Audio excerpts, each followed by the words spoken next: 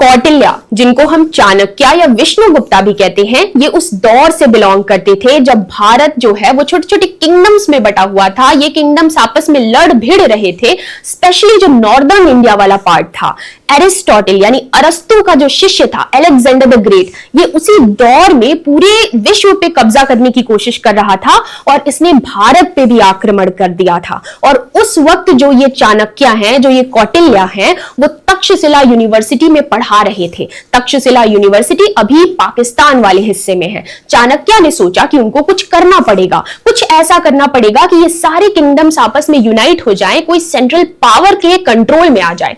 तो उन्होंने सोचा कि इसके लिए सबसे बेहतर जगह है मगध, क्योंकि उस वक्त जो है मगध, जो कि आज के बिहार में है, वो सबसे ज्यादा पावरफुल महाजनपदा था। तो उन्होंने ये सोचा कि वहां चलते हैं और वहां चल के चीजों को समझने की कोशिश करते हैं। उस वक्त मगध को कौन रूल कर रहा था? नंदा डायनेस्टी। नंदा डायनेस्टी के रूलर धनानंदा। इन्होंने जाकर उनसे रिक्वेस्ट किया कि इस तरीके से हमको करना चाहिए, लेकिन फिर उन्होंने क्या किया, जो धनानंद थे, एक ऐसी स्टोरी है कि किसी कारण से उन्होंने इनका मजाक उड़ाया, इनका उपहास किया, कौटिल्य का और चाणक्य का। दोनों एक ही लोग हैं, कौटिल्य, चाणक्य, विष्णुगुप्ता एक ही बात है। इनका उपहास किया धनानंदा ने और इन्होंने अपनी चुटिया खोली और कहा कि तभी बांधूंगा इसको जब पूरे नंद वंश का जो है मैं नाश कर दूंगा। और फिर ये क्या करते हैं, किसी ऐसे जो है एलिजिबल कैंडिडेट को ढूंढते हैं जिसको शिक्षा दीक्षा दे करके ये राजा बना सके। तो फिर कौन मिलता है इनको? चंद्रगुप्त मौर्य मिलते हैं और बाद में ये नंदा वंश का जो है विनाश कर देते हैं, चंद्रगुप्त मौर्य को राजा बनाते हैं और पूरा जो नॉर्दर्न पार्ट है इंडिया का, उसका पूरा जो है उसको यूनाइट कर देते हैं और पहली बार एक सेंट्रल अथॉरिटी, इस तरीके की सेंट्रल अथॉरिटी स्टैब्लिश करते हैं। इस तरीके के पॉलिटिकल स्ट्रैटेजिस्ट, इकोनॉमिस्ट उस दौर में थे हमारे कौटिल्य, जिनको हम चाणक्य या विष्णुगुप्ता भी कहते हैं। नमस्कार, मेरा नाम है आकांक्षा। टॉकिंग पॉलिटी के इस वीडियो में आपका स्वागत है। दोस्तों, आज हम चाणक्य या कौटिल्य का पूरा पॉलिटिकल थॉट कवर करने की कोशिश करेंगे। सबसे पहले हम इनका इंट्रोडक्शन देखेंगे, जिसमें हम थोड़ा सा बैकग्राउंड जानने की कोशिश करेंगे। हालांकि जो जिस दौर से ये बिलोंग करते हैं, 4th सेंचुरी बीसी। अच्छा, ये 4th सेंचुरी बीसी का मतलब क्या है? यानी कि जीसस क्राइस्ट के पैदा होने के लगभग 400 साल पहले की बात है। उस दौर में 300-400 साल पहले की बात है। उस दौर में चाणक्य का जन्म होता है और उस दौर में ये सारी चीजें हो रही होती हैं। तो थोड़ा सा हम बैकग्राउंड समझने की कोशिश करेंगे और उसके बाद जो है उनके सबसे इंपॉर्टेंट जो पॉलिटिकल आइडियाज हैं उसको समझने की कोशिश करेंगे। जैसे कि क्या जानेंगे कि ओरिजिन ऑफ स्टेट कैसे हुआ अकॉर्डिंग टू चाणक्य, और दूसरा ये समझेंगे कि उनके साप्तांग थियरी का कॉन्सेप्ट क्या था। इन सभी चीजों को डिटेल में समझेंगे और वीडियो खत्म होते होते आपका पूरा जो कॉन्सेप्ट है वो एकदम क्रिस्टल क्लियर हो जाएगा।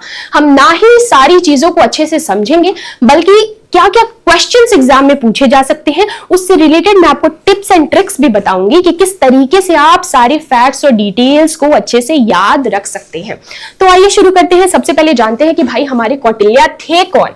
अच्छा, एक बात मैं आपको बता दूं, एक छोटा सा डिस्क्लेमर कि हम तो ये मानते हैं, हाँ, सबसे बड़ी बात कि ये कौटिल्य के बारे में इतना ज्यादा हमने जाना कैसे? सबसे फेमस हुई इनकी किताब अर्थशास्त्र, जो कि स्टेट क्राफ्ट सिखाती है।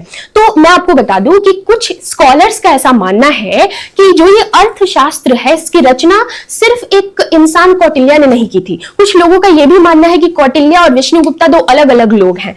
अलग अलग धारणाएं हैं, क्योंकि ये बहुत पुरानी बात है, कोई बहुत प्रॉपर एविडेंस नहीं है। लेकिन हमको ये मान के चलना है कि कौटिल्य, चाणक्य, विष्णुगुप्ता एक ही इंसान है और इन्होंने ही अर्थशास्त्र की रचना की है। अब चलिए हम समझ लेते हैं कि भाई कौटिल्य थे कौन। तो हमने अभी देखा कि चाणक्य या विष्णुगुप्ता के नाम से हम इनको जानते हैं। ये एक ग्रेट पॉलिटिकल थिंकर थे, एडमिनिस्ट्रेटर, इकोनॉमिस्ट, टीचर भी थे, तक्षशिला यूनिवर्सिटी में पढ़ाते थे। अब देखिए, वो एक ब्राह्मण स्कॉलर थे, एक ब्राह्मण स्कॉलर थे। और कहां पढ़े थे वो? तक्षशिला में पढ़े थे। तक्षशिला कहां है? जो उस वक्त की टॉप यूनिवर्सिटी थी। जिस दौर की हम बात कर रहे हैं उस दौर की टॉप यूनिवर्सिटी थी तक्षशिला यूनिवर्सिटी। वर्ल्ड की पहली यूनिवर्सिटी भी हम इसको कहते हैं। वहां पे शिक्षा दीक्षा हुई थी हमारे कौटिल्य की, और बाद में वहीं पे ही ये फिर से टीचर बन गए और वहीं पे वो पढ़ाने लग गए। अब देखो, उस दौर को थोड़ा सा समझते हैं। तो हमने ऑलरेडी देखा कि 4th सेंचुरी बीसी की बात है, यानी जीसस क्राइस्ट के पैदा होने के, जन्म के 300-400 साल पहले की ये बात है।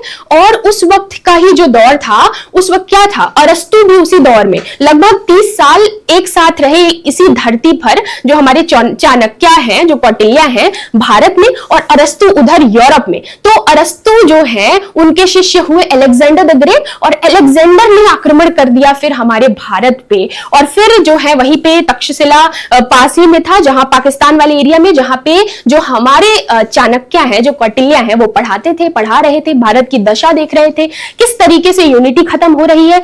प्रॉपर पॉलिटिकल एक लीडर की जरूरत है, एक ऐसे राजा, एक ऐसे चक्रवर्ती सम्राट की जरूरत है जो इन सब चीजों को यूनाइट कर दे, इन सब लोगों को यूनाइट कर दे, और एक जो है अपना साम्राज्य स्थापित करे। तो ये सारी चीजें हमारे कौटिल्य नोटिस कर रहे थे। ठीक है, अब देखो क्या होता है। अब देखो मगध के बारे में समझ लेते हैं, मगध इंपॉर्टेंट क्यों है। तो जो हमारे कौटिल्य हैं, इन्होंने मगध को ही क्यों चुना।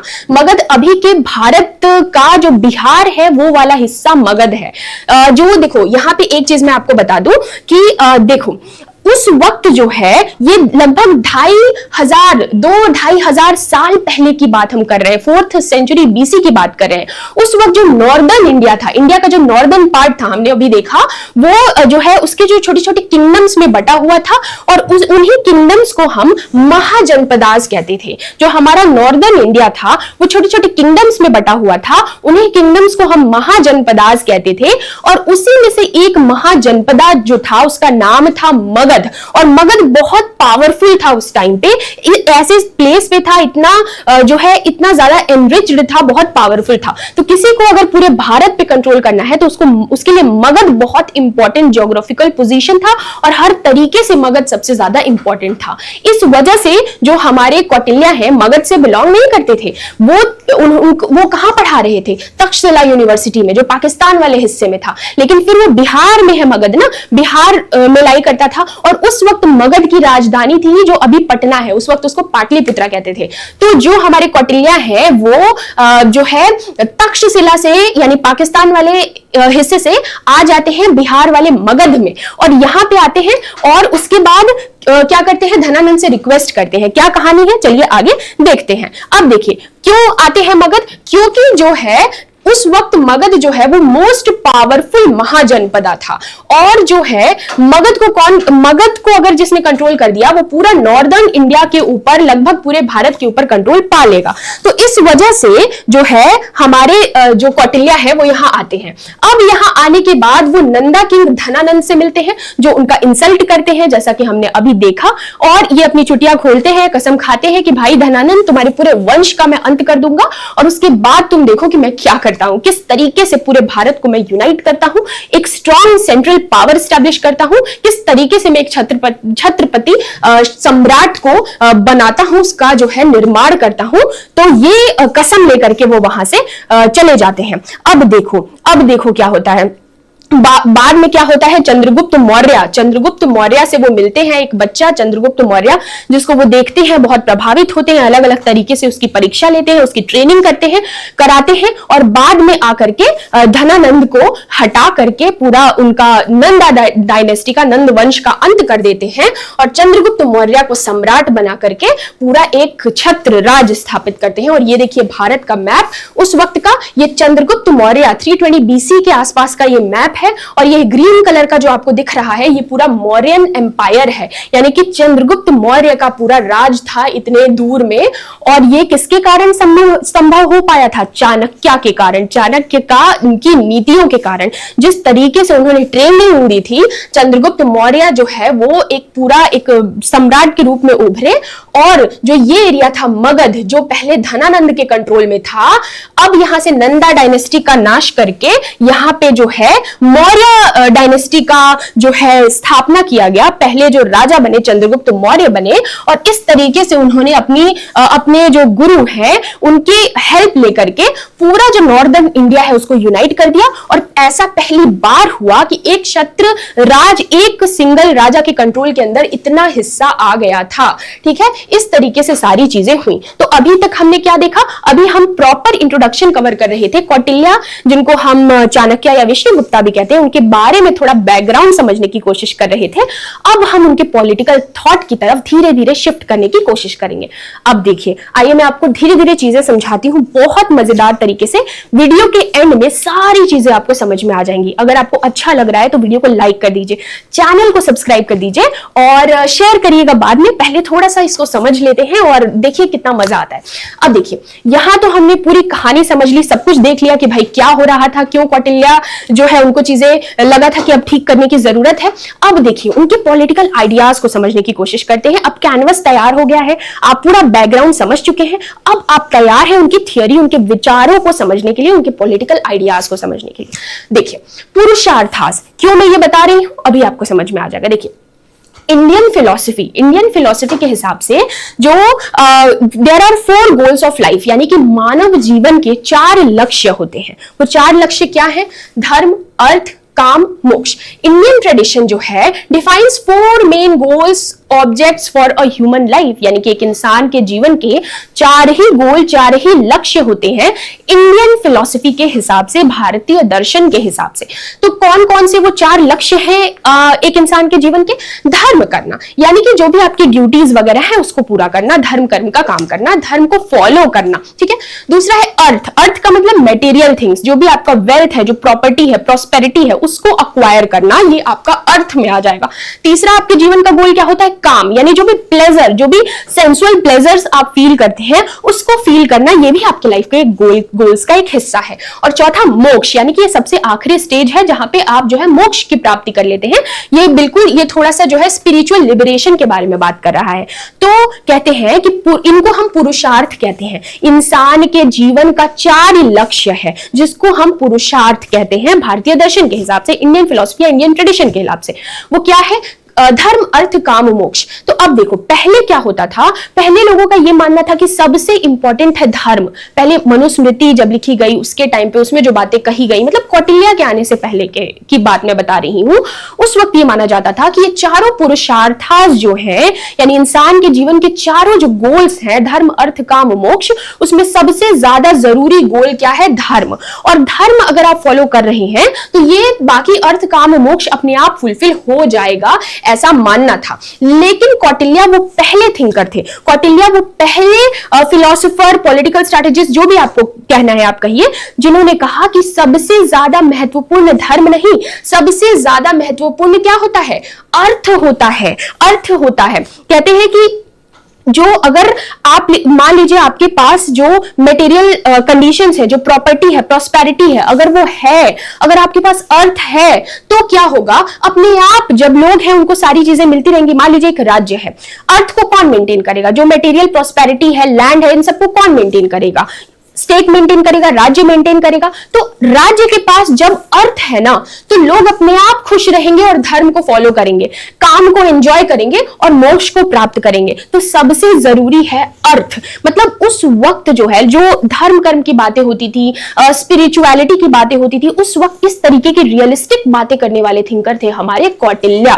मतलब मैकियावेली जो है, मैकियावेली बहुत बाद में आए। कौटिल्य के पैदा होने के लगभग 1800 साल बाद का दौर था जब मैकियावेली वेस्ट में लिखते हैं और उनको फर्स्ट रियलिस्ट थिंकर कहा जाता है। उसके मतलब 1000-1500 साल पहले हमारे कौटिल्य ने ये सारी बातें उनसे भी ज्यादा डिटेल में कह दी थी। हम मैकियावेली को कहते हैं, हम कौटिल्य को इंडियन मैकियावेली कहते हैं, जबकि मैकियावेली को इटालियन कौटिल्य कहा जाना चाहिए, क्योंकि मैकियावेली के लिखने के 1800 साल पहले कौटिल्य उससे भी गहरी बातें और रियलिस्ट बातें कह चुके थे इस भारत में। तो उन्होंने कहा कि भाई देखो, हमारे लाइफ के जो 4 पुरुषार्थास हैं, 4 गोल हैं, धर्म, अर्थ, काम, मोक्ष, कौटिल्य के आने के बाद ये उन्होंने कहा कि उसमें से सबसे जरूरी जो है वो है अर्थ। अर्थ को कौन मेंटेन करता है? स्टेट, यानी राज्य। और राज्य जो है वो जब अर्थ को ठीक तरीके से मेंटेन करेगा, लैंड एक्वायर करेगा, प्रॉपर्टी मैनेज करेगा, उसको एक्सपैंड करेगा, तो अपने आप लोग धर्म, काम, मोक्ष को एंजॉय करने लग जाएंगे।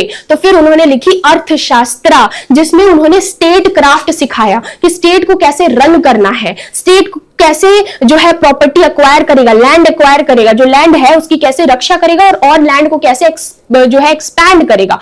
अर्थ को कैसे प्रोटेक्ट करेगा और इंक्रीज करेगा। ये क्राफ्ट, ये स्टेट क्राफ्ट सिखाया उन्होंने अपनी किताब अर्थशास्त्र में। ठीक है, तो ये एक ऐसा फेज था जहां पे कौटिल्य के आने के बाद ये कहा गया कि भाई धर्म से भी ज्यादा जरूरी है अर्थ।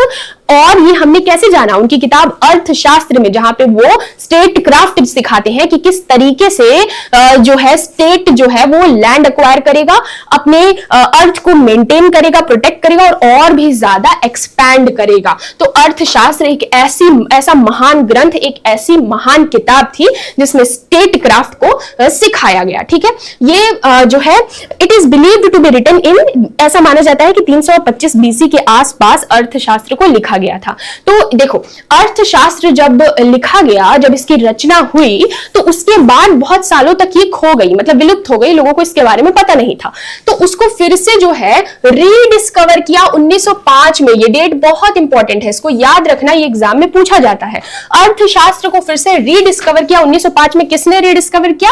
आर श्याम शास्त्री ने इसको रीडिस्कवर किया 1905 में। ठीक है, और उसके बाद क्या हुआ, उन्होंने सबसे पहली बार इसको संस्कृत में पब्लिश किया, संस्कृत एडिशन 1909 में, और बाद में इसका इंग्लिश एडिशन आया 1915 में। तो देखिए, अर्थशास्त्र जब लिखी गई उसके कुछ सालों बाद, फिर ये कई हजार साल तक विलुप्त रही। उसके बाद आर श्याम शास्त्री ने इसको रीडिस्कवर किया 1905 में, इसका संस्कृत एडिशन पब्लिश किया 1909 में, और फिर 1915 में उन्होंने इसका इंग्लिश एडिशन जो है वो पब्लिश किया। अब देखिए अर्थशास्त्र का स्ट्रक्चर क्या है, ये सारी डिटेल्स को समझना जरूरी है, आपके एग्जाम के लिए इंपॉर्टेंट है, एग्जाम में पूछा जा सकता है। तो देखिए, इसमें 15 किताबें हैं। अर्थशास्त्र 15 किताबों की एक श्रृंखला है, ये बात याद रखिए, आपके एग्जाम के लिए जरूरी है। अगर आप factual exam, MCQ oriented exam दे रहे हैं तो वहां ये सवाल पूछा जा सकता है, और अगर आप डिस्क्रिप्टिव आंसर राइटिंग कर रहे हैं तो वहां अगर ये आप फैक्ट्स डालेंगे तो वो आपके आंसर को और भी ज्यादा ब्यूटिफाई कर देगा। ठीक है, तो 15 किताबों की एक श्रृंखला है अर्थशास्त्र, जिसमें 150 चैप्टर्स हैं, 180 टॉपिक्स हैं और 6000 श्लोकाज हैं। ये फैक्ट्स इंपॉर्टेंट है, इनको याद रखिए। ये भी इंपॉर्टेंट है कि पहली से 5वीं किताब जो है, 1st to 5th बुक तक इंटरनल एडमिनिस्ट्रेशन की बात की गई है कि राज्य में किस तरीके से एडमिनिस्ट्रेशन को रन किया जाएगा, और 6वीं से 13वीं किताब तक एक्सटर्नल एडमिनिस्ट्रेशन, एक्सटर्नल अफेयर्स की बात की गई है कि दूसरे राज्यों के साथ, दूसरे स्टेट्स के साथ किस तरीके से डील किया जाएगा, जिसमें मंडला थियरी वगैरह आ जाता है। उसके बाद 14वीं और 15वीं किताब एक मिसलेनियस काइंड ऑफ बुक है, जिसमें और भी तरह तरह की दूसरी चीजों के बारे में कौटिल्य ने कहा है। अब देखिए कितने डिपार्टमेंट्स हैं, ये सारे फैक्ट्स इसलिए बता रही हूं, आपके एग्जाम के लिए जरूरी है। पूछा जाता है कि कौटिल्य ने अपनी किताब अर्थशास्त्र में गवर्नमेंट के कितने डिपार्टमेंट्स के बारे में चर्चा की है। तो 34 गवर्नमेंट डिपार्टमेंट्स के बारे में चर्चा की है, जिसमें से treasury, mines, agriculture, commerce, army और जो है फॉरेस्ट वगैरह आता है। ये इतना इंपॉर्टेंट नहीं है, बस याद रखिए कि 34 गवर्नमेंट डिपार्टमेंट्स के बारे में अपनी किताब अर्थशास्त्र में कौटिल्य ने बात किया है। अब देखिए, जैसा कि मैंने बताया, कौटिल्य को इंडियन मैकियावेली कहा जाता है। हालांकि वो मैकियावेली के पैदा होने के 1800 साल पहले ही पैदा हो चुके थे, लिख के जा चुके थे, लेकिन आपको पता है वेस्टर्न कल्चर, वेस्टर्न डोमिनेंस, कि हम जो है बहुत सारे लोग जो हैं कौटिल्य को जो है इंडियन मैकियावेली कहते हैं, जबकि मैकियावेली को इटालियन कौटिल्य कहा जाना चाहिए और कौटिल्य को वो इज्जत दी जानी चाहिए।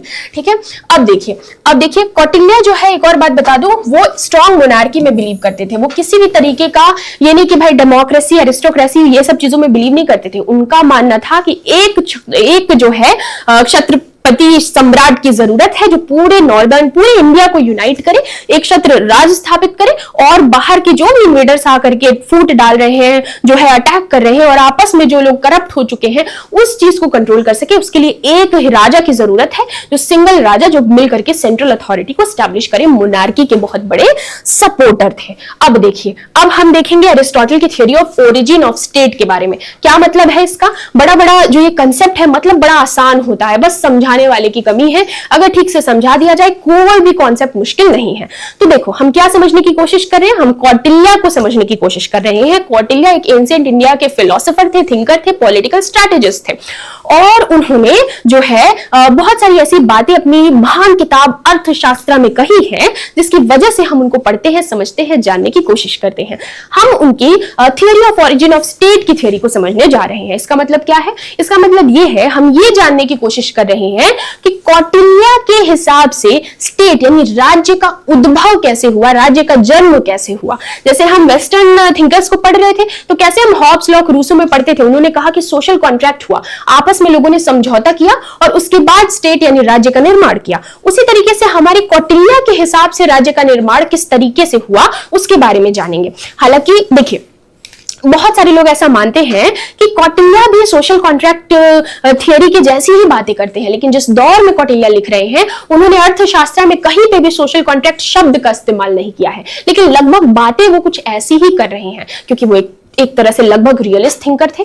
तो देखिए, कौटिल्य के हिसाब से मोस्टली कौटिल्य तो इस चीज में इंटरेस्टेड नहीं थे बहुत ज्यादा बात करने में कि भाई स्टेट का ओरिजिन कैसे हुआ। उनका मेन एम ये बताना था कि भाई स्टेट को रन कैसे करोगे, स्टेट क्राफ्ट कैसे करोगे, जो अर्थ है, जो प्रॉपर्टी है, वेल्थ है, उसको कैसे प्रोटेक्ट करके रखोगे, कैसे एक्सपैंड करोगे। ये उनका मेन जो है मोटो था, स्टेट क्राफ्ट सिखाने का उनका मेन मोटो था। लेकिन अपनी किताब अर्थशास्त्र में एक जगह वो बताते हैं कि किस तरीके से स्टेट यानी राज्य का जो है जन्म हुआ था, उद्भव हुआ था। देखिए, कौटिल्य मत्स्य न्याय के बारे में बात करते हैं। मत्स्य न्याय यानी कि लॉ ऑफ द फिश, यानी कि मछली का सिद्धांत। कौटिल्य कहते हैं कि जिस तरीके से बड़ी मछली छोटी मछली को खा जाती है, उसी तरीके का सिचुएशन था राज्य बनने से पहले।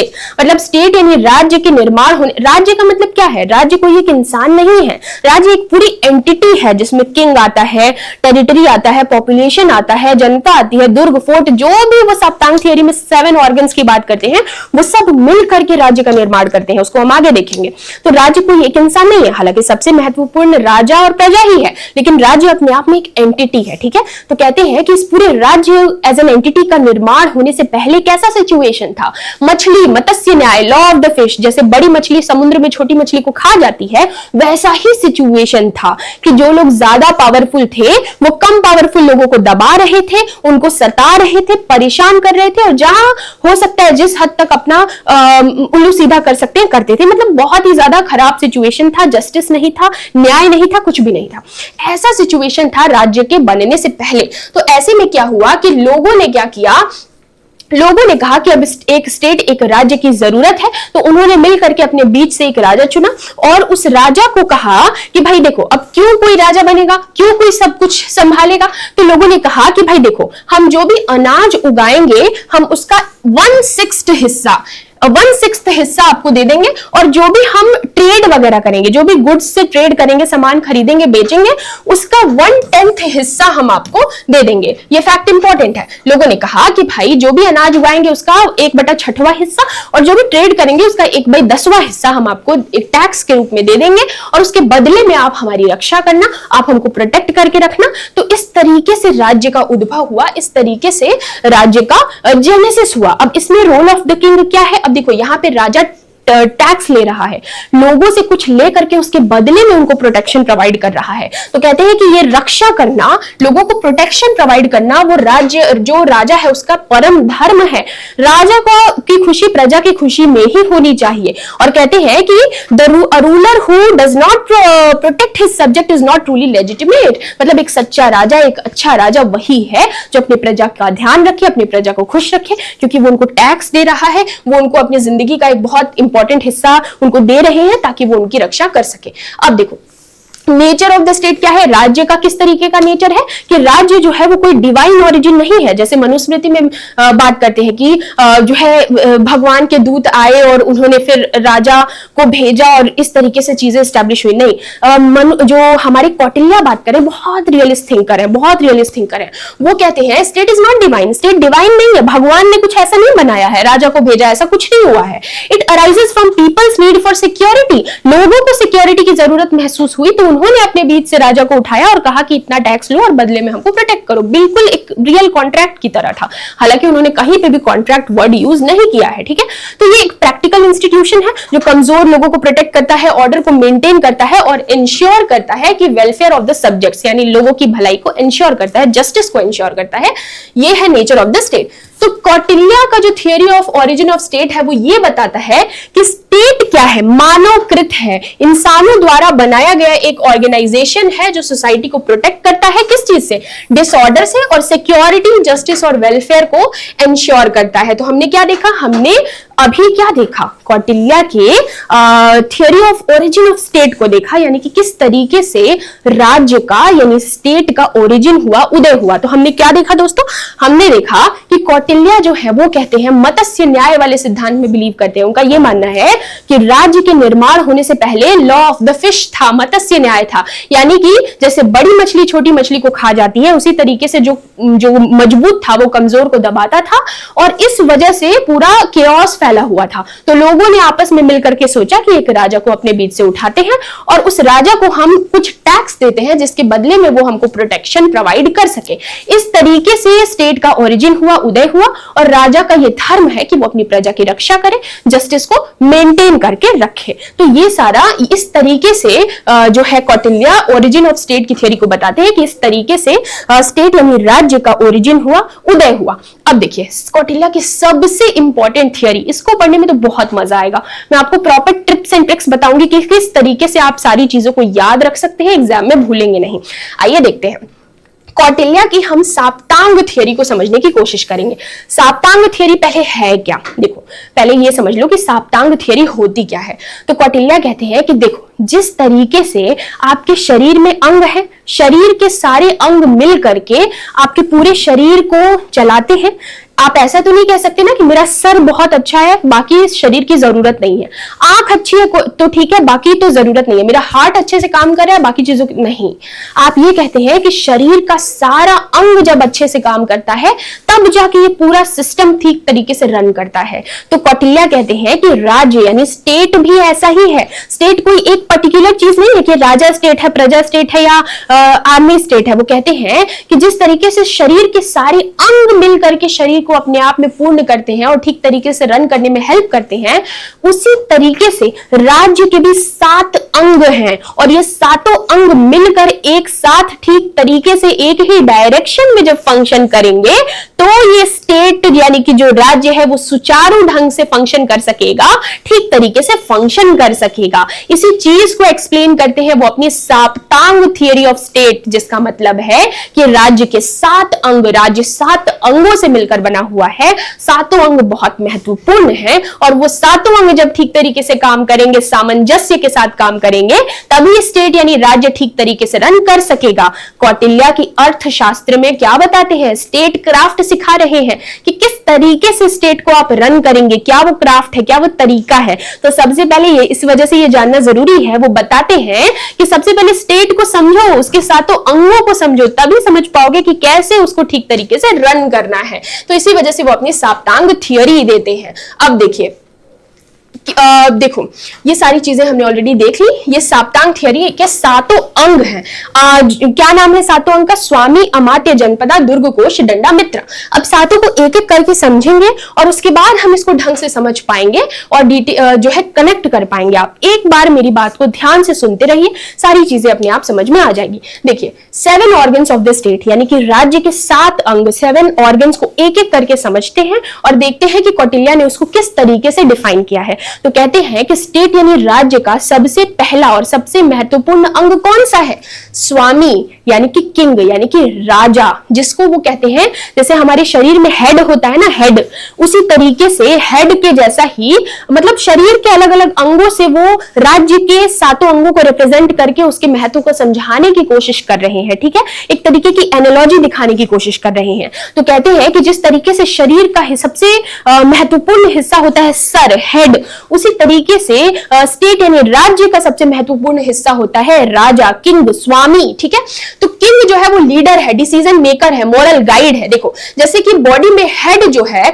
वो सबसे ज्यादा महत्वपूर्ण होता है, उसी तरीके से किंग भी होता है, उसी तरीके से किंग भी डायरेक्शन प्रोवाइड करता है पूरे राज्य को। ठीक है, अगर किंग स्ट्रांग है, if the king is strong then he can balance. अगर किंग स्ट्रांग है, मजबूत है, तो वो बाकी ऑर्गन्स को बैलेंस कर सकता है। लेकिन अगर बाकी ऑर्गन्स कितने भी मजबूत है, किंग इसीलिए सबसे ज्यादा इंपॉर्टेंट ऑर्गन है, बाकी ऑर्गन्स कितने भी मजबूत रहे, अगर राजा ही जो है वो अच्छा ना हो तो फिर वो सब पूरा सिस्टम कोलैप्स कर जाएगा, जैसे धनानंद के नंदा डायनेस्टी में धनानंद के काल में हो रहा था।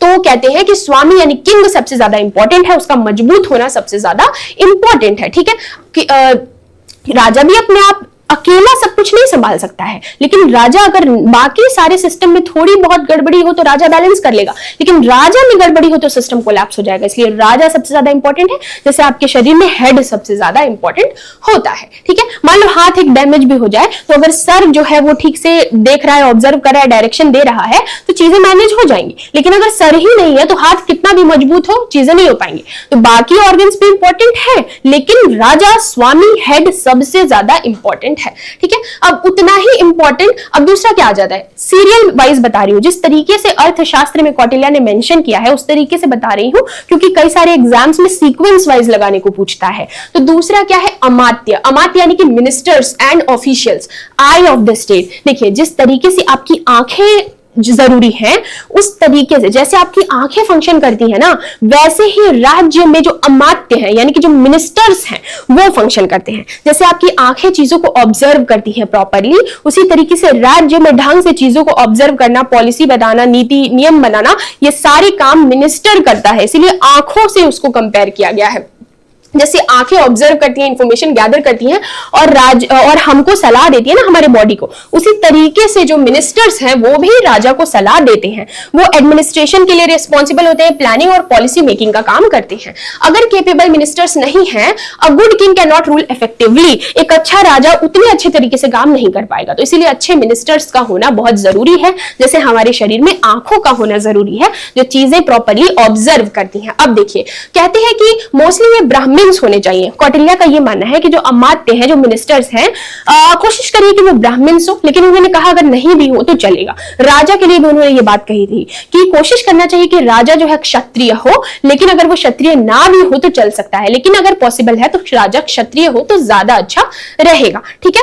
अब देखिए, ये तो हो गया हमारा अमात्य। अब तीसरा क्या है, जनपदा। हम क्या देख रहे हैं, कौटिल्य की साप्तांग थ्योरी ऑफ स्टेट देख रहे हैं, जिसमें वो बताते हैं राज्य के 7 अंग। जैसे शरीर के सारे अंग इतने जरूरी होते हैं, वैसे ही राज्य भी 7 अंगों पे डिपेंड करता है। 7 अंग एक साथ फंक्शन करेंगे, स्टेट अच्छे से फंक्शन करेगा। तो तीसरा अंग क्या है, जनपद। जनपद यानी कि टेरिटरी एंड पीपल, लोग और टेरिटरी, जिसको जनपद कहते हैं। तो जैसे हमारे शरीर का भार कौन उठा रहा है, हमारा पैर उठा रहा है, लेग उठा रहा है, ठीक उसी तरीके से राज्य का भार किस पे डिपेंडेंट है, जनपद, टेरिटरी, मतलब वहां की टेरिटरी और उस पे रह रही जनता पे डिपेंड करता है। तो इसको वो लेग्स से डिनोट करते हैं कि जैसे हमारा शरीर का भार लेग पे टिका हुआ है, उसी तरीके से पूरे राज्य, पूरे स्टेट का जो भार है किस पे टिका हुआ है, कौन उसके भार का हिस्सा है, टेरिटरी और पीपल, पीपल एंड टेरिटरी, जिसको वो जनपद कहते हैं, ठीक है। अब देखिए, कहते हैं कि land and population live on it. Land और पॉपुलेशन उसी पे रहता है। जैसे लेग हमारे पूरे एंटायर स्ट्रक्चर को, हमारे पूरे सिस्टम को सपोर्ट करता है, उसी तरीके से जनपद जो है वो पूरे स्टेट को सपोर्ट करता है, ठीक है। कौटिल्य ये कहते हैं कि किंग शुड यूज, कौटिल्य जो है स्पाइस को यूज करने की बात करते हैं कि अपने जनपद में, अपने पॉपुलेशन और टेरिटरी में तुम जो है स्पाइस भेजो, जो है गुप्तचर भेजो, और जा करके लोगों का पता करने की कोशिश करो कि लोगों के दिल में क्या चल रहा है, क्या प्रॉब्लम्स चल रही हैं, उसको पता करने की कोशिश करो। इस तरीके से तुम्हारा जनपद स्ट्रांग होगा। ये सारे एडवाइजेस देते हैं कौटिल्य राजा को। अब देखिए, चौथा क्या है, चौथा अंग क्या है राज्य का, दुर्ग। दुर्ग यानी कि फोर्ट, इसको वो आर्म्स से रिप्रेजेंट करते हैं। तो जैसे आपके शरीर में आपकी आर्म्स है, आपकी भुजाएं जो है वो आपको प्रोटेक्ट करती हैं, उसी तरीके से जो फोर्ट है, जो है फोर्ट है, जो दुर्ग है, वो पूरे राज्य को प्रोटेक्ट करता है। तो वो कहते हैं कि ये सिक्योरिटी प्रोवाइड करता है, एडमिनिस्ट्रेशन, मिलिट्री बेसिस के लिए जगह प्रोवाइड करता है, स्टोरेज के लिए जगह प्रोवाइड करता है। तो इसीलिए फोर्ट जो है वो राज्य का बहुत इंपॉर्टेंट अंग है, ठीक है। जैसे आर्म्स है, जैसे हमारी आर्म्स है, उसी तरीके से फोर्ट क्या इनेबल करता है, किस चीज में हेल्प करता है, डिफेंस और कंट्रोल में हेल्प करता है। एक स्ट्रॉन्ग फोर्ट होने का मतलब है प्रोटेक्शन अगेंस्ट आउटसाइड थ्रेट, बाहरी खतरों से प्रोटेक्शन। अगर बाहर से आके कोई आपके ऊपर अटैक करता है तो शरीर में सबसे पहले क्या आती है, भुजाएं आती हैं आपको सपोर्ट करने के लिए, आर्म्स। ठीक उसी तरीके से राज्य जो है उसका सबसे इंपॉर्टेंट अंगों में से एक है फोर्ट। तो अगर कोई बाहर से अटैक करे तो सबसे पहले उसको फोर्ट यानी किले को जो है वो फेस करना पड़ेगा। तो फोर्ट यानी कि दुर्ग बहुत इंपॉर्टेंट है। अलग अलग टाइप के फोर्ट्स की भी बात करते हैं कि कैसे पानी पे फोर्ट, सैंड पे, इस तरीके से वो बात करते हैं और उसके बारे में चर्चा करते हैं अपनी किताब अर्थशास्त्र में।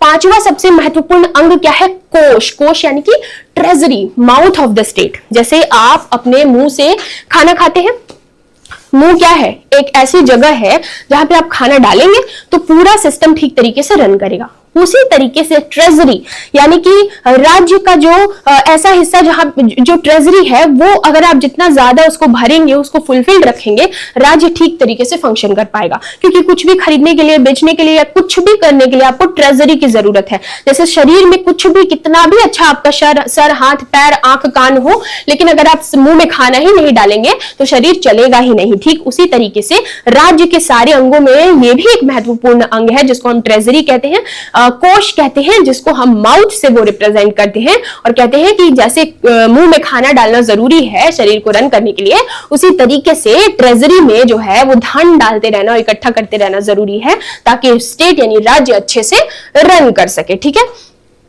ट्रेजरी जो है वो इतना ज्यादा इनफ होना चाहिए कि सारा काम अच्छे से चल सके, राज्य का सारा काम, राजा का सारा काम ठीक से चल सके। साथ ही साथ कोई अगर आपदा आ जाए, कोई विपदा आ जाए तो उसको भी जो है हैंडल किया जा सके, इतना ट्रेजरी में धन होना चाहिए। ठीक है, उसके बाद कहते हैं डंडा बला।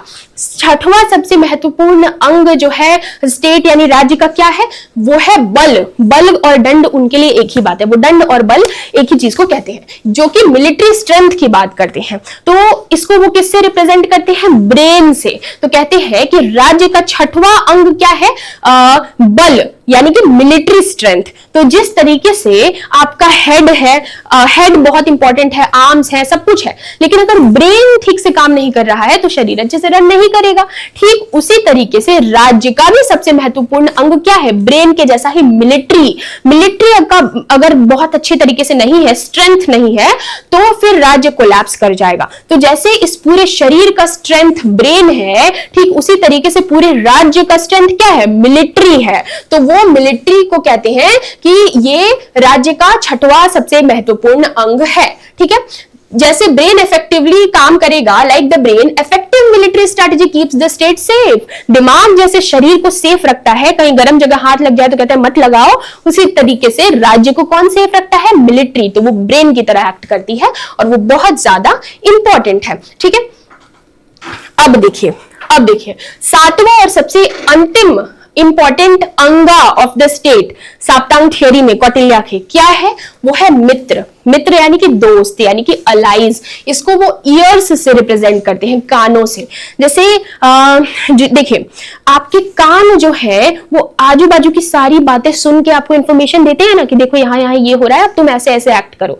ठीक उसी तरीके से जो आपके दोस्त है ना, जो दोस्त राज्य के जो फ्रेंड कंट्रीज है या फ्रेंड स्टेट्स है, फ्रेंडली स्टेट्स जो है अगल बगल के या उसके अगल बगल के, वो हम मंडला थियरी में देखेंगे, वो क्या करते हैं, वो ईयर का काम करते हैं। मतलब जितने ज्यादा अलाइज होंगे आपके, जितने फ्रेंड स्टेट्स होंगे आपके, उतना ज्यादा आपको स्ट्रेंथ मिलेगा, राज्य को स्ट्रेंथ मिलेगा। क्योंकि ये जो फ्रेंड्स हैं, ये जो अलाइज हैं, वो उनके लिए ईयर का काम करेंगे, कानों का काम करेंगे। ठीक है, आई होप कि आप तक बात पहुंच रही है।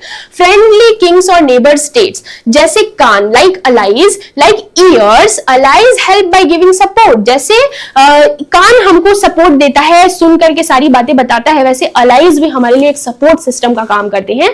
इसीलिए मित्र होना, फ्रेंडली किंगडम्स हमारे लिए बहुत ज्यादा जरूरी है और ये स्टेट को स्ट्रेंथ प्रोवाइड करते हैं। तो इसी वजह से मित्र यानी कि अलाई जो है वो कौटिल्य के साप्तांग थ्योरी का सातवां अंग है, बहुत महत्वपूर्ण अंग है और स्टेट को यानी राज्य को सुचारू ढंग से चलाने में ये भी बहुत इंपॉर्टेंट रोल प्ले करता है। अब देखो, state survives only when all organs work together. Kautilya कहते हैं कि ये सारे ऑर्गन्स जब एक साथ ठीक तरीके से काम करेंगे तभी जो है स्टेट यानी कि राज्य सर्वाइव कर पाएगा। अब आपको मैं थोड़े से टिप्स एंड ट्रिक्स बताती हूं जिससे आप ये सब कुछ याद रख पाएंगे। हम क्या देख रहे हैं, हम कौटिल्य के साप्तांग थ्योरी को समझने की कोशिश कर रहे हैं। साप्तांग का मतलब है 7 अंग। तो कौटिल्य कहते हैं कि जैसे आपका शरीर अलग अलग अंगों से मिलकर बना है और पूरे शरीर को चलाने के लिए अंगों का ठीक तरीके से काम करना और सामंजस्य में काम करना जरूरी है, ठीक उसी तरीके से एक राज्य यानी कि एक स्टेट को भी ठीक तरीके से रन करने के लिए 7 ऑर्गन्स यानी 7 अंगों की जरूरत है। और ये सातों अंग जो है, ये जो ऑल 7 ऑर्गन्स हैं, ये जब अच्छे होंगे, ठीक तरीके से काम करेंगे, जो है कोऑर्डिनेशन के साथ काम करेंगे, तभी स्टेट यानी कि राज्य अच्छे तरीके से रन कर पाएगा। तो ये सातों अंग में कौन कौन से अंग आते हैं राज्य के? स्टेट के 7 अंग, 7 ऑर्गन्स क्या है? स्वामी, अमात्य, जनपदा, जनपदा, दुर्ग, कोश, डंडा, मित्र। अब देखिए हम सब कुछ देख चुके हैं। स्वामी यानी कि किंग किससे रिप्रेजेंट करते हैं? हेड से। तो जैसे शरीर में सबसे इंपॉर्टेंट फैमिली कहते हैं ना कि हेड ऑफ द फैमिली, उसी तरीके से हेड ऑफ द बॉडी कौन है? हेड है। उसी तरीके तो इसी वजह से हेड से किंग को रिप्रेजेंट किया जाता है। अमात्य यानी कि मिनिस्टर कैसे याद रखेंगे? एग्जाम में पूछता है कि कौन सा अंग किसको रिप्रेजेंट करता है, बहुत बार एग्जाम में पूछता है, तो कैसे याद रखेंगे? ये तो याद रहेगा कि स्वामी यानी कि किंग वो हेड ऑफ द फैमिली है, हेड ऑफ द स्टेट है, तो वो हेड से रिप्रेजेंट किया जाएगा। अमात्य में कंफ्यूज हो सकते हैं, तो याद रखिए अमात्य मतलब मिनिस्टर, अमात्य मतलब मिनिस्टर। तो मिनिस्टर को किससे रिप्रेजेंट किया है? आई से। तो जैसे आंखें ऑब्जर्व करती है ना, आंखें चीजों को ऑब्जर्व करती हैं, उसी तरीके से अमात्य यानी मिनिस्टर भी चीजों को ऑब्जर्व करता है ताकि वो अच्छे से पॉलिसीज बना सके, अच्छे से एडमिनिस्ट्रेशन का काम देख सके। तो इस तरीके से आप याद रख सकते हैं। जब भी आए दिमाग में अमात्य क्या रिप्रेजेंट करता था, तो भाई अमात्य आंखों का काम करता था, मिनिस्टर जो काम करता है, चीजों को ऑब्जर्व करता है, पॉलिसी बनाता है। तीसरा है जनपदा। जनपदा यानी कि जनपद, मैंने आपको बताया कि उस वक्त जो इंडिया था, northern part of the India, वो छोटे छोटे किंगडम्स यानी महाजनपदाज में बटा हुआ था। तो जनपदा मतलब टेरिटरी एंड पीपल, मतलब लोग और टेरिटरी। तो वो किससे रिप्रेजेंट किया? लेग से, यानी कि पैरों से। तो जैसे पैर पूरा भार उठाता है, उसी तरीके से पीपल एंड टेरिटरी भी पूरे राज्य का भार उठाते हैं, पूरा उसी का भार बना का हिस्सा भी है वो और उठाते भी हैं। कैसे याद रखेंगे? ट्रिक क्या है? तो एक ट्रिक मैं बता दूं कि यहाँ देखो पद, पद अगर याद नहीं आए तो इस ट्रिक से याद रखना। पद मतलब पैर, पद मतलब पैर, तो जनपदा को कौन रिप्रेजेंट करेगा? लेग्स यानी कि पैर। ठीक है। चौथा ऑर्गन क्या है? दुर्ग। दुर्ग यानी कि फोर्ट, फोर्ट यानी कि आर्म्स। तो जैसे आर्म्स कोई भी अटैक करे तो सबसे पहले आर्म्स प्रोटेक्ट करते हैं ना, उसी तरीके से राज्य पे कोई अटैक करे तो सबसे पहले दुर्ग यानी कि फोर्ट अटैक करते हैं। तो दुर्ग यानी फोर्ट को कौन रिप्रेजेंट कर रहे हैं? आर्म्स। उसके बाद कोश, कोश यानी कि ट्रेजरी, उसको किससे रिप्रेजेंट कर रहे हैं? माउथ से। तो ये तो बड़ा आसान है कि जैसे कोश यानी कि ट्रेजरी, जैसे शरीर में खाना डालते हैं वैसे ही राज्य में कोश डालते हैं, तो वो माउथ को रिप्रेजेंट कर रहा है। ये अंडरस्टैंड कर सकते हैं आप, इजी है। चौथा है बल। बल यानी कि मिलिट्री स्ट्रेंथ, जो कि ब्रेन रिप्रेजेंट करता है। तो जिस तरीके से हेड कितना भी अच्छा हो, कितना भी अच्छे से काम कर रहा हो, डायरेक्शन दे रहा हो, ब्रेन अच्छे से काम नहीं करेगा तो चीजें कोलैप्स हो जाएंगी। तो इसीलिए ब्रेन को मिलिट्री से रिप्रेजेंट किया गया है कि मिलिट्री अच्छी नहीं होगी तो स्टेट कोलैप्स कर जाएगा। तो बल यानी मिलिट्री को कौन रिप्रेजेंट कर रहा है? ब्रेन। और लास्ट में मित्र यानी अलाई, जो इसको कौन रिप्रेजेंट कर रहा है? ईयर। तो इसको भी याद रखना आसान है। जैसे आपके दोस्त इधर उधर की बातें सुन के खुसुर फुसुर बताते रहते हैं आपको, उसी तरीके से जो है आपका कान भी आपके बॉडी में वही काम करता है। तो जैसे इसी वजह से कहते हैं कि स्टेट का अलाई जो है वो उसके लिए ईयर का काम करता है। अगल बगल की सारी चीजें जो है उसके कंट्रोल में रहती है, इंफॉर्मेशन मिलती रहती है, चीजें सुचारू ढंग से चलती रहती हैं। तो ये 7 ऑर्गन्स ऑफ द स्टेट हैं। स्वामी, अमात्य, जनपदा, दुर्ग, फोर्ट, दुर्ग, कोश, डंडा, मित्रा। स्वामी, अमात्य, जनपदा, दुर्ग, कोश, डंडा, मित्रा, ये 7 ऑर्गन्स ऑफ द स्टेट है जिसके बारे में कौटिल्य ने बात की है अपनी साप्तांग थियरी में। अब थोड़ा सा रिवाइज कर लेते हैं। देखो इस पूरे जो भी हमने देखा यहाँ पे, पूरे वीडियो का, पूरे लेक्चर का पीपीटी, पीडीएफ नोट्स आपको टेलीग्राम चैनल से मिल जाएगा। टेलीग्राम चैनल का लिंक डिस्क्रिप्शन बॉक्स में अवेलेबल है। आप इंस्टाग्राम पे भी मुझे फॉलो कर सकते हैं। कुछ सवाल हो तो आप मुझे डीएम करके पूछ सकते हैं। अब थोड़ा सा हम पूरा रिवाइज कर लेंगे। तो हमने क्या देखा? हम कौटिल्य को समझने की कोशिश कर रहे हैं। कौटिल्य, जिनको हम चाणक्य या विष्णुगुप्ता भी कहते हैं, कहा जाता है कि चाणक्य का ही पेन नेम था कौटिल्य। हाँ, चाणक्य का ही, शायद कौटिल्य का पेन नेम चाणक्य था, ऐसा ही कुछ था। और विष्णुगुप्ता नाम यूज किया गया है अर्थशास्त्र में। तो कौटिल्य, चाणक्य, विष्णुगुप्ता एक ही इंसान है जिनको कहा जाता है कि इन्होंने अर्थशास्त्र लिखी है। अर्थशास्त्र हमको स्टेट क्राफ्ट सिखाती है कि राज्य को किस तरीके से रन करना है सुचारू ढंग से। तो हमने यहाँ पूरा इंट्रोडक्शन देखा, जहां पे हमने देखा कि किस तरीके से जो हमारे कौटिल्य हैं वो जो है तक्षशिला यूनिवर्सिटी में पढ़ रहे थे और उसके बाद वहीं पे वो टीचर प्रोफेसर बन जाते हैं, पढ़ाने लग जाते हैं। और उसी वक्त वो देखते हैं कि किस तरीके से भारत के में जो किंगडम्स हैं आपस में फाइट कर रहे हैं, कोई सेंट्रल पावर नहीं है, करप्शन फैल रहा है, बाहर से जो है अलेक्जेंडर का हमला हो रहा है, किस तरीके से इन्वेडर्स जो है आ रहे हैं। तो वो कहते हैं कि भाई मिलकर कुछ करना पड़ेगा। तो वो मगध को स्पॉट करते हैं, क्योंकि उस वक्त मगध सबसे ज्यादा अच्छी पोजीशन में होता है, सबसे जो है जो है एनरिच्ड महाजनपदा होता है मगध। तो वो फिर जो पाकिस्तान वाला एरिया है, तक्षशिला यूनिवर्सिटी, वहां से मगध आते हैं। मगध के जो राजा थे नंदा डायनेस्टी के किंग धनानंद, उस वक्त वो पूरी तरीके से विलासिता में डूबे थे और उनका राजपाट में मन नहीं लगता था। तो जाकर के ये उनसे बात करने की कोशिश करते हैं। धनानंद उनका इंसल्ट करते हैं। उसके बाद ये कसम खाते हैं कि इसका विनाश करूंगा। चंद्रगुप्त मौर्य एक छोटा सा बच्चा उसको ढूंढते हैं, ट्रेनिंग देते हैं और उसको इतने अच्छे तरीके से ट्रेन करते हैं कि बाद में वो नंद वंश का अंत कर देता है, धनानंद को हटा देता है, मार देता है और फिर चंद्रगुप्त मौर्य राजा के रूप में उभरते हैं और उनके मिनिस्टर बनते हैं हमारे कौटिल्य। और आपने मैप देखा कि किस तरीके से पूरा नॉर्दर्न इंडिया का पार्ट कैप्चर कर लेते हैं और पहली बार एक सेंट्रलाइज्ड पावर के रूप में उभर कर आते हैं चंद्रगुप्त मौर्य और उनके मिनिस्टर बनते हैं हमारे जो है चाणक्य यानी कि कौटिल्य। और उसके बाद हमने ये सारी कहानी जानने के बाद उनकी theory of origin of state को देखा, जिसमें हमने देखा कि वो बताते हैं कि राज्य यानी स्टेट का उदय कैसे हुआ, कैसे ओरिजिन हुआ। तो भाई मत्स्य न्याय कहते हैं कि पहले मछली का सिद्धांत था, बड़ी मछली जैसे छोटी मछली को खा जाती है, जो मजबूत था वो कमजोर को दबाता था, अन्याय फैला हुआ था, केओस था। तो इन सब चीजों को ठीक करने के लिए लोगों ने आपस में बातचीत की और कहा कि एक राजा को चुनते हैं। एक राजा को चुना गया और उसको अपना जो भी वो अनाज उगाते थे उसका कुछ हिस्सा और जो भी ट्रेड करते थे कुछ हिस्सा उसका दे करके और कहा कि भाई इसको टैक्स के रूप में ग्रहण करिए और रखिए अपने पास और बदले में हमको प्रोटेक्शन प्रोवाइड करिए। तो इस तरीके से स्टेट यानी राज्य का ओरिजिन हुआ। तो जो चाणक्य यानी कौटिल्य के हिसाब से राज्य का कोई भी डिवाइन ओरिजिन नहीं था, कोई दैवीय ओरिजिन नहीं था। ये पूरी तरीके से एक जो है एक बिल्कुल रियलिस्ट बात करते हैं वो कि लोगों ने आपस में बातचीत करके राजा को चुना, टैक्स दिया और बदले में राजा उनकी रक्षा करता है। तो राजा का सबसे इंपॉर्टेंट धर्म क्या है? लोगों की रक्षा करना।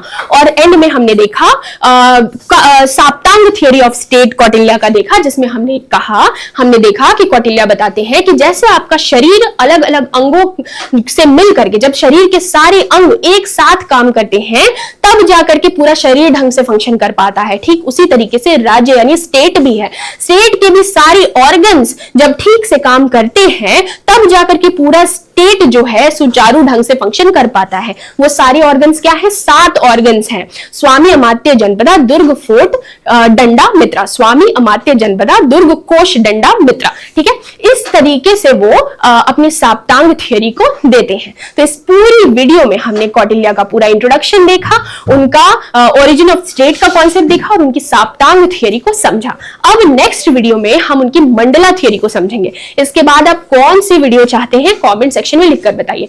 कौन सी बात समझ में नहीं आई वो लिखकर बताइए और कौन सी बात अच्छी लगी वो लिखकर बताइए। अगर आप कौटिल्य की जगह होते तो आप क्या करते वो भी लिख करके मुझे बताइए। वीडियो अच्छा लगा तो वीडियो को लाइक कर दीजिए, चैनल को सब्सक्राइब कर दीजिए और इस वीडियो को अपने किसी एक दोस्त के साथ जरूर शेयर करिए। पूरी वीडियो के पीडीएफ नोट्स का, पूरी वीडियो में जो भी पीपीटी चल रही थी उसका पीडीएफ नोट्स आपको टेलीग्राम चैनल में मिल जाएगा। टेलीग्राम चैनल का लिंक डिस्क्रिप्शन बॉक्स में अवेलेबल है। आप मुझसे कोई सवाल डायरेक्टली पूछना चाहते हैं तो आप इंस्टाग्राम पे मुझे डीएम कर सकते हैं। इंस्टाग्राम का लिंक भी डिस्क्रिप्शन बॉक्स में अवेलेबल है। मिलते हैं अगली वीडियो में, तब तक के लिए गुड बाय, गुड लक।